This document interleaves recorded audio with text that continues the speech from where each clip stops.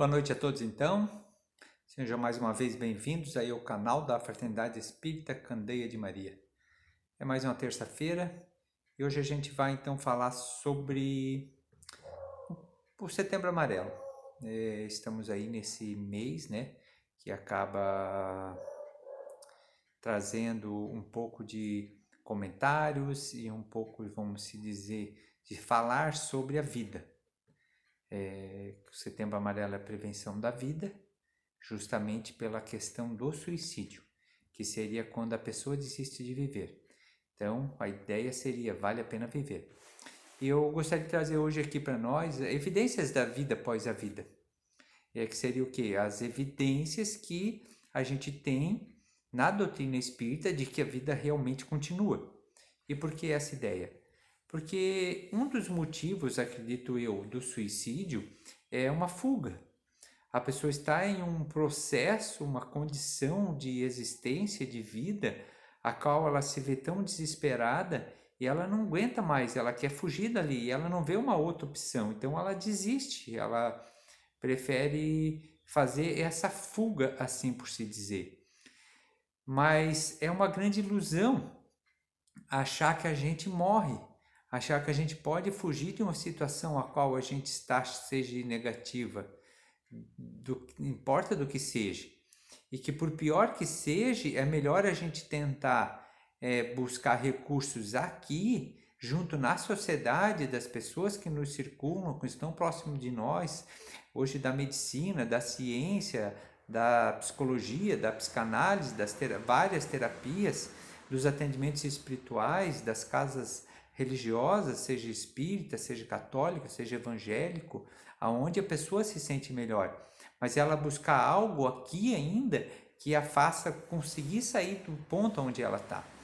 Porque é uma grande ilusão quando a pessoa no outro lado da existência, no outro lado da vida, no mundo espiritual, ela desperta e ela acaba se percebendo que entrou no mundo espiritual por conta própria, pelo próprio suicídio, e aí o desespero é muito maior, o desespero é muito grande. O Espiritismo ele não vê condenações eternas como inferno, né? Ou nem paraíso eterno como céu. A gente entende as várias dimensões espirituais, a gente entende que Deus é justo e bom, e dentro dessa lógica, Deus não seria justo nem bom, punindo alguém para uma eternidade por um ato falho, por mais pior que seja, em uma existência de 20 anos, 30 anos, 60, 70 anos. Pense que isso é ilógico para uma mente benévola, para um ser benévolo. A gente não iria punir nossos filhos para toda a vida dele por uma falta cometida, porque isso não é amor, né? Então Deus ele não quer punir ninguém. Deus permite que cada um passe pelas suas provas, pelas suas dificuldades, como um processo de aprendizagem para o ser imortal que ele é. Porque nós temos um início, somos criados a partir de um ponto, todos do mesmo ponto. Deus não é, um dia o Deus está feliz e vai lá fazer umas pessoas tudo já mais avançado. Outro dia Deus está meio aborrecido e vai fazer uns coitados. Não é assim. Deus cria e os seus espíritos superiores concriam com ele constantemente. A criação ela está por todo o universo. Nós que estamos hoje como seres hominais, na fase predominando a razão, é uma etapa da existência da alma que vem de um processo de evolução muito longo e continua. Mas todos partem do mesmo ponto de criação. E uns alcançam mais rápido, processos evolutivos, e outros um pouco mais lento por questões de si próprio. Vamos pensar numa pessoa que ainda está na fase do coitadismo. O que é o coitadismo? Eu sou tadinho, eu tenho pena de mim mesmo. O mundo, eu só tenho azar. As outras pessoas têm sorte. Então, quando a pessoa ainda está nesse processo, ela não consegue se ajudar. Ela ainda não está vendo o que ela pode fazer para mudar a sua própria situação. Ela está buscando culpados. Então, o primeiro fato é ver o que eu posso fazer para mudar. E talvez nesse momento é simplesmente eu pedir ajuda para alguém, eu aceitar que eu preciso de ajuda, se eu não estiver bem. aceitar que eu preciso de ajuda.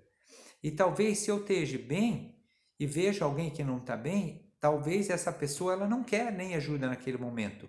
Mas o que eu possa fazer? Pelo menos chegar lá e dizer, ó, eu estou aqui, se tu precisar, eu estou aqui. Se tu precisar, eu estou aqui, me pede. E aí, se a pessoa precisar, lógico, a gente tem que estar disposto, né, a ajudar aquela pessoa dentro do nosso processo evolutivo também, ao qual nos cabe amenizar a prova e expiação do meu irmão. Então, como evidências da vida após a vida, a gente vai ter a psicografia. Que é a psicografia? São livros escritos por espíritos através de pessoas com mediunidade ostensiva.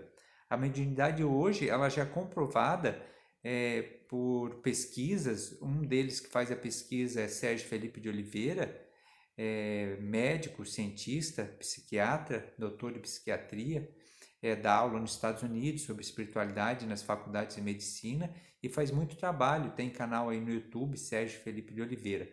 Então ele descobriu que as pessoas com a mediunidade ostensiva, elas têm cristal de apatita dentro da glândula pineal, que é a epífise dentro do cérebro.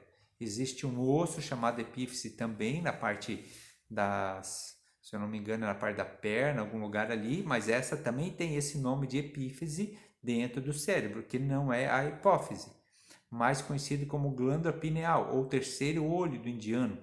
Então, as pessoas que têm a mediunidade ostensiva, sendo feitas as tomografias, todo o processo científico, descobriu que elas têm cristal de apatita. Elas têm essa glândula cristalizada. E as pessoas que não têm a mediunidade ostensiva, elas não têm esse cristal dentro da glândula pineal. Vocês podem procurar essa pesquisa do Sérgio Felipe de Oliveira no YouTube. Então ali ele já demonstra por que umas pessoas têm percepção ou não desse mundo extrafísico. E a psicografia, ela é, vamos se dizer, uma dessas faculdades que essas pessoas têm. E como comprovar que a psicografia é verdadeira? Se nós pegar hoje Chico Xavier, com o estudo que ele teve, um estudo bastante básico, né? Desde a sua época, já na época, um estudo primário bastante básico. E todos os livros que ele escreveu, a gente está estudando agora aqui na nossa casa, a coleção André Luiz, e a gente está na Evolução em Dois Mundos. É um livro extremamente difícil de se entender. É um livro que a gente precisa ter essa consideração, algumas coisas científicas, filosóficas, astronômicas. Apenas de um parágrafo desse livro, teve uma equipe médica que escreveu um livro inteiro de um parágrafo só. E a equipe médica, junto com a AME, direcionada por Décio Iandoli, doutor também psiquiatra, então eles escreveram O Cérebro Triuno. É um livro que tem aí também para comprar na internet, O Cérebro Triuno, que foi desenvolvido de um parágrafo do livro do Chico Xavier, que não tinha condição de saber aquilo.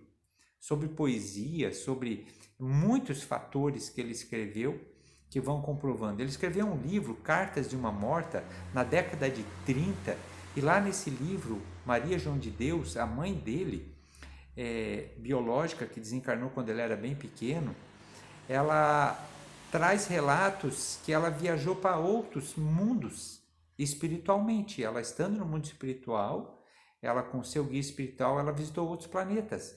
E ela conta um planeta que ela visitou, isso na década de 30, que ele tinha 3 sóis. Aquele planeta circulava um sistema solar trinário. Na época isso era um absurdo. Hoje sabe-se que é verdade. Hoje a ciência, a astronomia comprovou. E ela fala assim no capítulo que esse planeta, ele tem um pôr do sol espetacular, porque durante um tempo dá para ver os 3 sóis ao mesmo tempo e ela descreve as cores do sol. E em 2005 a NASA descobre um planeta que circula 3 sóis.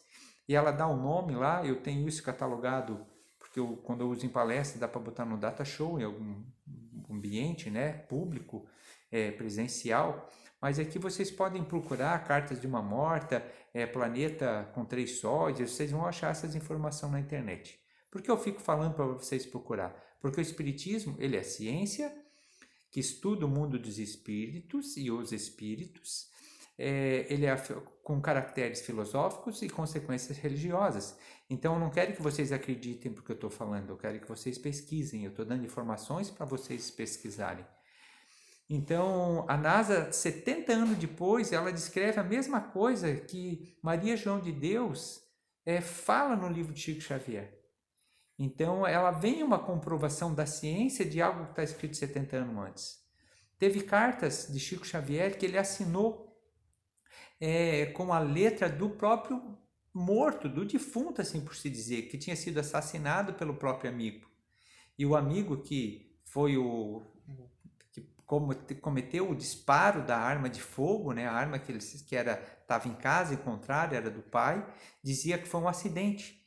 E o pai do morto, né, do falecido, do desencarnado, ele não aceitava, então eles levaram realmente ao júri essa pessoa para ela pagar pelo que ela fez. E Chico Xavier escreve uma carta desse falecido e dizendo que realmente foi um acidente. E essa carta, ele dá alguns detalhes que ele fala para o pai assim, para o pai que era cético e não acreditava. Foi a mãe que foi atrás do Chico Xavier, né? Geralmente os homens são mais turões. Nessa parte as mulheres são mais sensíveis. Ainda bem, né? Que a gente tem as mulheres aí para levar a gente adiante no rumo dessa existência. Então, esse pai, chocado com a morte do filho, sofrido e não aceitava e queria punição, ele não aceitava a vida após a vida. Para ele, morreu, acabou. E o pai dele tinha morrido há muito tempo antes. E daí o próprio filho vem e diz: pai, na carta, o vô está aqui comigo. Está mandando te dizer a resposta do que tu disse para ele no hospital, no leito de morte. Só que esse homem, só estava ele e o pai no leito de morte. E ele conversou com o pai sozinho. E aí o Chico Xavier responde o que ele conversou anos antes no hospital. Ali ele deixa de ser cético, porque a lógica e a razão é uma experimentação. Da onde esse homem ia saber o que eu falei para o pai lá no leito de morte? Então eles aceitam essa carta, eles levam aos tribunais e o juiz, eles fazem a perícia da caligrafia e ela passa a perícia da caligrafia. Ela vai ali e ela afirma que aquela carta foi escrita pelo morto. Isso é dos tribunais de justiça do Brasil. Isso é prova da vida após a vida. Então, quando alguém fala, ninguém nunca voltou para falar, mentira, é uma inverdade falada tantas vezes que a gente acredita. E quem é cristão muitas vezes repete isso, não acredita nem que Jesus então voltou. Jesus voltou, caminhou durante 40 dias. Ele teve sua ascensão na frente de 500 pessoas. Foram vários, não foi apenas um apóstolo que falou sobre isso, evangelista, foi mais de um evangelista. Isso historicamente, quando mais de um conta os mesmos fatos, mesmo sendo com sequências, algum contexto um pouquinho diferente, mas o contexto principal, ressurreição de Jesus. Ele foi morto, foi crucificado na frente de muitas pessoas, estava morto e depois ele voltou, caminhou, conversou, deu instrução. Então o cristão não poderia falar que ninguém nunca voltou. Jesus já voltou para isso, para nos dizer. A gente tem ainda como evidência da vida após a vida as reencarnações. A reencarnação ela é comprovada cientificamente. Por mais que, fugindo do conceito teológico, vou aceitar ou não vou aceitar, isso aí é de cada um. Mas cientificamente, vocês podem procurar aí na internet Ian Stevenson, médico americano desencarnado em 2008, mestre, doutor em psiquiatria, fez uma pesquisa científica na ciência qualitativa. O que é ciência qualitativa? A mesma que a polícia científica utiliza.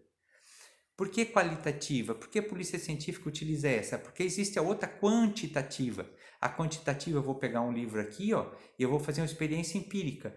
Eu vou pesar o livro, vou medir o livro, e vou escrever uma experiência empírica em uma ciência quantitativa, porque ela é quanto, ela tem algo para eu pegar, e qualquer pessoa pode replicar isso. A qualitativa, eu não tenho mais algo para pegar. Houve um crime, o crime já aconteceu. Como eu posso provar quem fez esse crime, como ele fez o crime, se ele é culpado ou não é culpado? Buscando evidências, buscando testemunhos, tirando várias coisas que a gente encontra, junta tudo, leva para um tribunal e o tribunal aceita aquilo como uma prova. E a gente julga pessoas e deixa elas presas ou não diante da ciência qualitativa. E daí para a reencarnação, para esse processo, como se vê ele muito ainda com contexto religioso, teológico, do âmbito teológico, muitas vezes ele não quer ser aceito como ciência. Mas nós temos aí os artigos do Ian Stevenson, numa pesquisa de 30 anos na Faculdade de Virgínia, com uma grande equipe, que deixou catalogado 2.600 casos comprovados de crianças que lembraram espontaneamente das vidas passadas. Espontaneamente das vidas passadas. Mais de 2.600 casos. Eles estudaram mais de 10.000 casos, mas 2.600 foram comprovados. Há livros escritos sobre isso, Ian Stevenson, se não me engano, são 30 casos sugestionados de reencarnação, traduzidos para o Brasil. Ian Stevenson teve no Brasil, falou com o Dr. Guimarães de Andrade também, que também era pesquisador, cientista, dentro do processo reencarnatório, nas crianças que eram espontâneas. Nós temos um outro médico americano, escritor, Brian Weiss, que também traz esse aspecto de um processo científico de reencarnação. Brian Weiss, ele é psiquiatra e ele era terapeuta, e terapeuta regressionista, que levava as pessoas buscando seus traumas até a infância, até o útero. E ele era cético, ele não acreditava na vida após a vida. Então, o que ele diz? Como cientista e pesquisador, me deparei com algo que eu não conhecia, e me deparei com as pessoas voltando a outras existências e vidas. Todas as suas regressões eram registradas em áudio, e ele começou a fazer as pesquisas sobre aquilo que as pessoas relatavam. E dentro dessas pesquisas, o que aconteceu? Ele encontrou verdades, ele conseguiu encontrar provas daquilo que as pessoas relatavam. Então ele diz, como cientista, eu precisei me dobrar a algo que eu encontrei. E ele não é ligado a religião nenhuma, mas é um escritor regressionista que traz também uma comprovação nesse sentido. Então vê aqui, a gente já falou sobre Jesus, que para mim é uma evidência da vida após a vida, que ele voltou.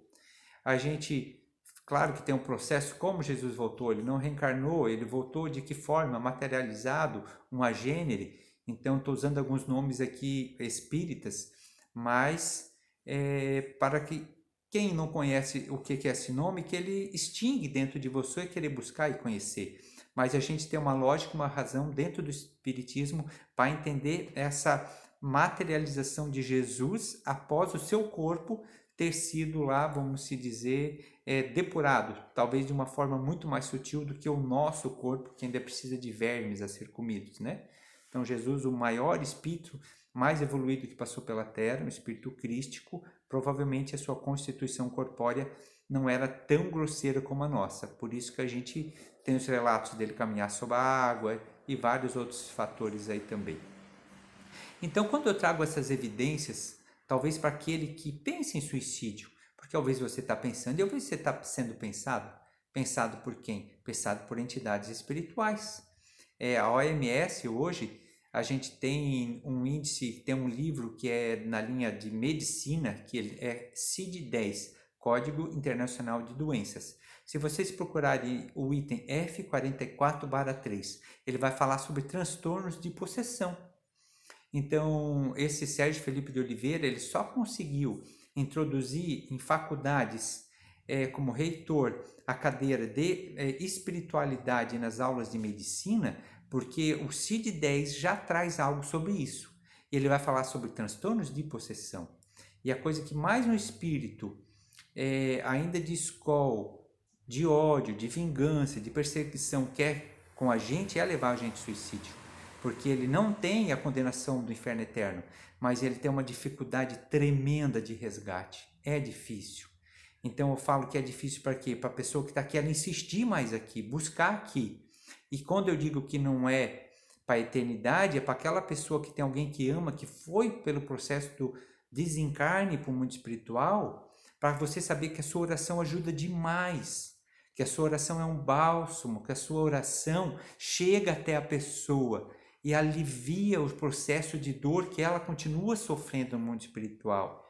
E assim a gente não se desespera, a gente reza para ela e entrega na mão de Deus. Mas ela vai ter que recomeçar e esse recomeço vai ser mais difícil. Esse recomeço vai ser pior. Se ela tinha dificuldade hoje aqui, essa dificuldade vai ser pior. Então é melhor a gente insistir na vida, vale a pena viver, vale a pena insistir. Se a gente está aqui é uma grande oportunidade. Os desafios, os obstáculos são oportunidades de reconhecimento, de ressignificação de nós mesmos, sair desse mundo louco de competição para a gente começar a se ajudar, cooperar. Se você acha que a tua vida não tem mais jeito, tenta ajudar a vida de outra pessoa. Se você acha que é onde você está, você não tem mais como sair, que você está ruim demais, para de olhar para você e olha para alguém que está pior que você, que vai ter, e tenta ajudar o outro, que ajudando o outro você vai ficar bem, com certeza absoluta. Se você procurar ajudar o teu próximo, você vai melhorar em todas as suas condições. Fora da caridade não há salvação. Paulo de Tarso, São Paulo disse isso. Fora da caridade não há salvação. Não importa se você é espírita, se você é ateu, se você é católico, se você é evangélico, mas não basta apenas não fazer o mal. É necessário praticar o bem, hoje e sempre. Meus amigos, muito obrigado pela atenção. Uma ótima semana a todos. Fiquem com Deus. A casa está aberta sempre aqui para quem precisar.